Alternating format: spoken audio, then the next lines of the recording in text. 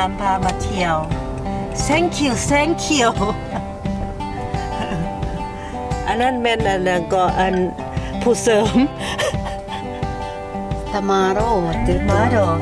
the video from an walk up โอ้ก็ยังสั่นมาหนัง วัดซื่อๆเสียง เขาเฮ็ดเป็นบอนเพลเขาว่าไอ้เต็มI have money มี cash อยู่คอยมี cash อยู่ซีมีเห็นบอกมีแต่หน้าหี่มาเห็นบอกเห็นมีบอกเห็นบอกมีแต่หน้าหี่มา เอากระวัดเขาจะให้หน้าขาวมาจังได๋โอ้ my god อย่าบั้มไหลเลยครับรถนี้บั้มนี้ สิบจอดอยู่ซะละ จังหน่อยก็สิห้องเพลงหน้าหี่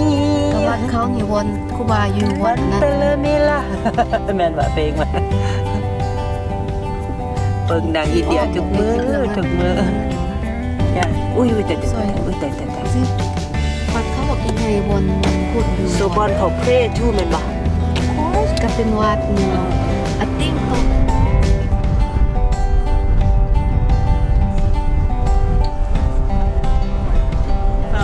กับนัด ใช่เอาฉัน เอาก็เอาทำไมของเขาวะ กลับมาคืนซะโอเคกันมันคือเรื่องเหลือตัวเรา the temple Hindu temple เดี๋ยวเว้นงามอากาศงามหลายมาเนี่ยก็ย้ำหนาวนี่มาแคลิฟอร์เนีย perfect I like it หนาว มาจอดอยู่นี่บ่อ๋อจอดอยู่นี่มันใกล้ๆ จอดรถก่อนเดี๋ยวจอดได้ก็ จ จ อ อ ด ด นี่แหละมันจะใกล้บนไทยบุกเนาะ ซูเปอร์คนสวยเลยก็ได้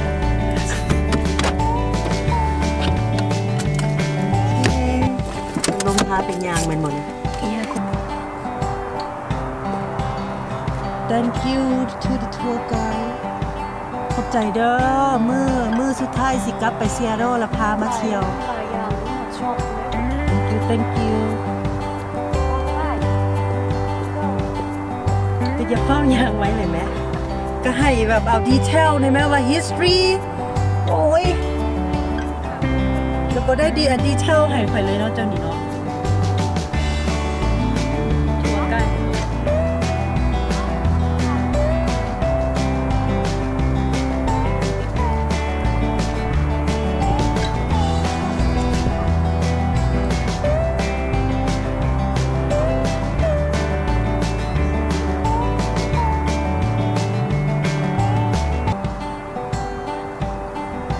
โอเคพามาเบิง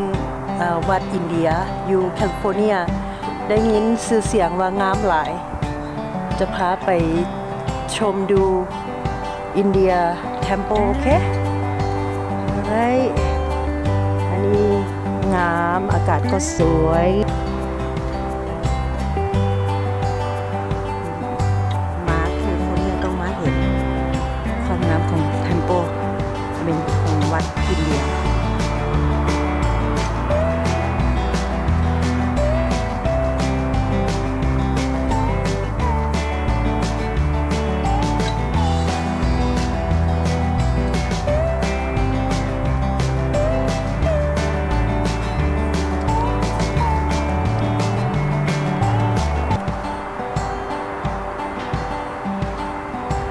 กำลังสั่งฮะโอเคฮอนปิ้งเขากำลังสั่ง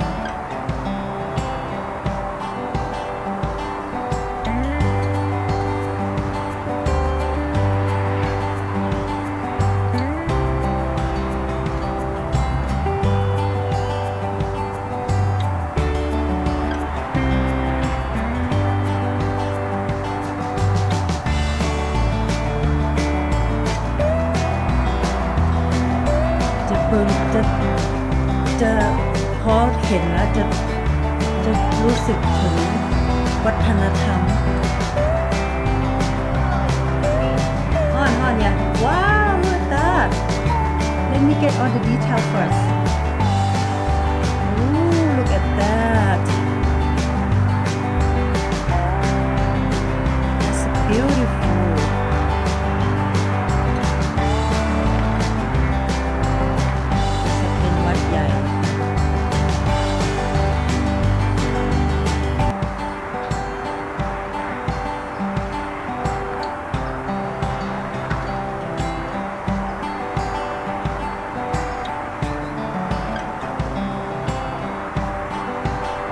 May, this is your first time too? Whoa, lucky you. Lucky you.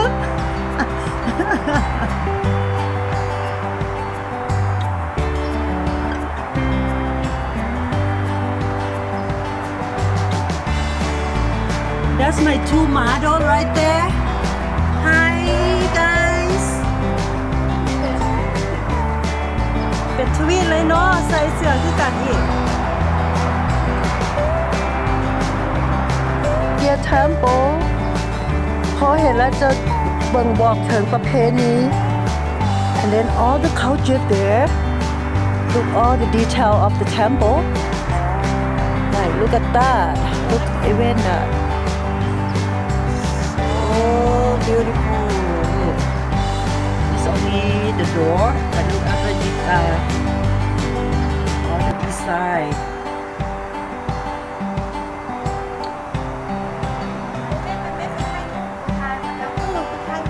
ตัวสิเอาไปเต้น ทายอยู่ก็ต้องขอให้รีพอร์ตมันอุ้ยมาโดข่อยกระดาษสุดตัวเต้นป๊อปไอ้จ้ แม่มันเจ้า ำนายฮีนายฮีร้องเพลงด้วยนายฮี เขาไปแสดงเนี่ยแต่ ร้องเพลงด้วยนายฮีนายฮี แล้วเราได้เต้น อันใดอันนี้ก็อันใดก็กูนี่อันใดก็กูนี่ ก็จะเต้นสิไร dance like this you got shake hand like โอ้ you know to how to do yeah no go like this เป็น like this shake your ไป hand เลยโอ้ ขึ้นไปทางนั้นให้คนขึ้นไปตรงนั้นก่อนแล้วค่อยไม่ถ่ายให้สิเขาเจ้าจะอันนั้นเนาะเช่าเนาะเนี่ยบอกถึงสตอรี่ของเจ้าฮนุมานมีฮนุมานมีมีอย่างอีก Oh my gosh that's beautiful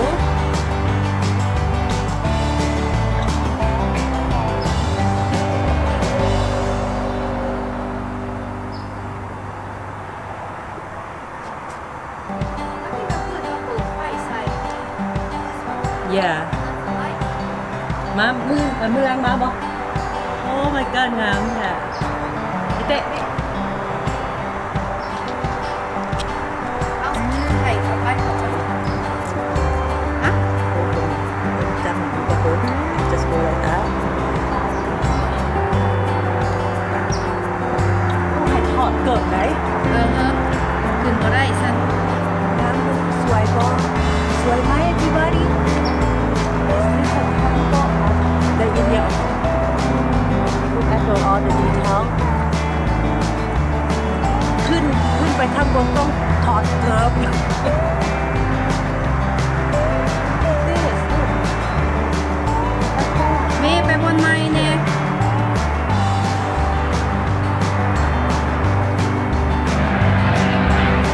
that model is only herself just herself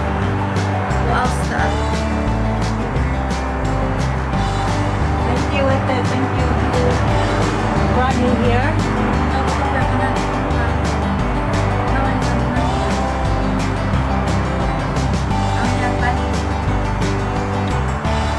follow me I'm gonna tour you around wow เดี๋ยวพาขึ้นไปข้างบนโอเค May we leaving?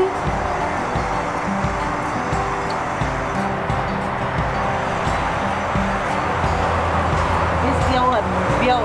วนั่นเนาะ เจ้า meditate ดิเด็ก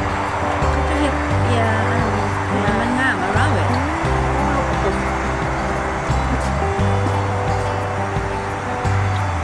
เด็ก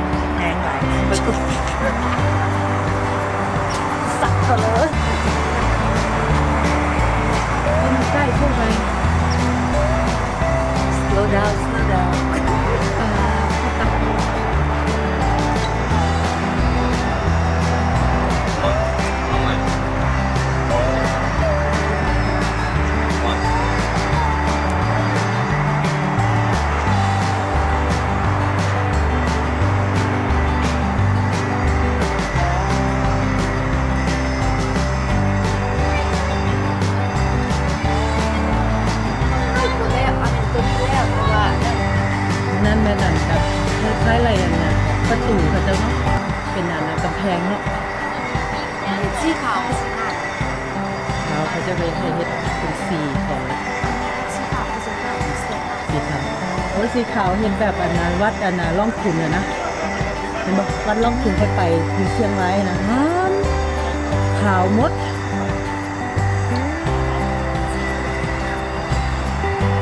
ตรงน้ำของเขาไอ้น้องไอ้เบล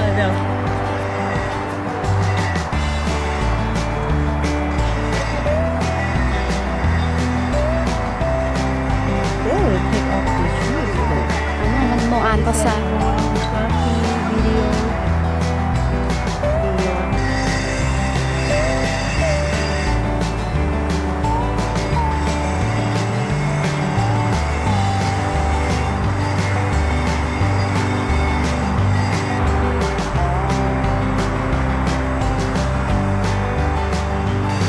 closer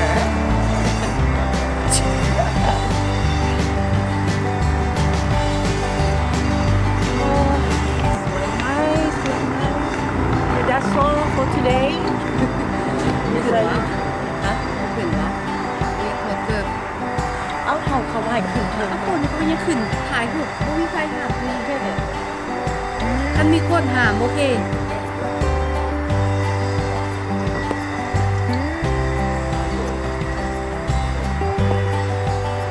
Let me put my shoes on สู้พินได้ปะฮะสู้พินได้ปะ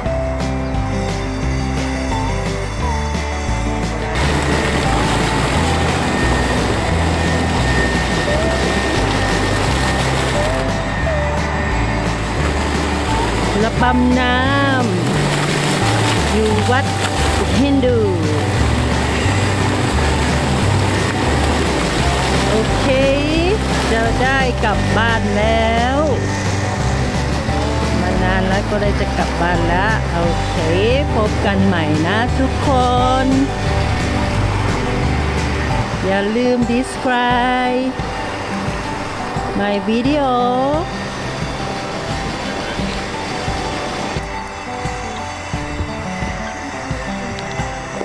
มีคนหาม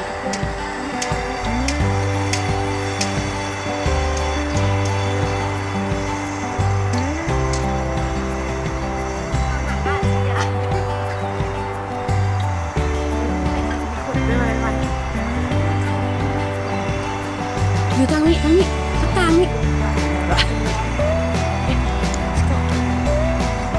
ตามรอยพระบาทพระพุทธเจ้า พาไปตามรอยพระบาทพระพุทธเจ้าเข้ามา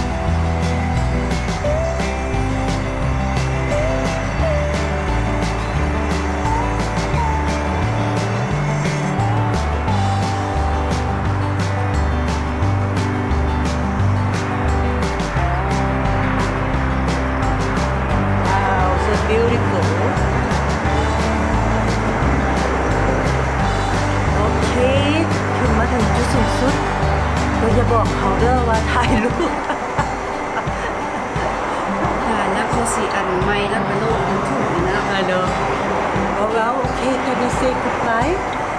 I'm gonna get say goodbye for now, okay? Don't forget to subscribe, like and share. สบายดีทุกคน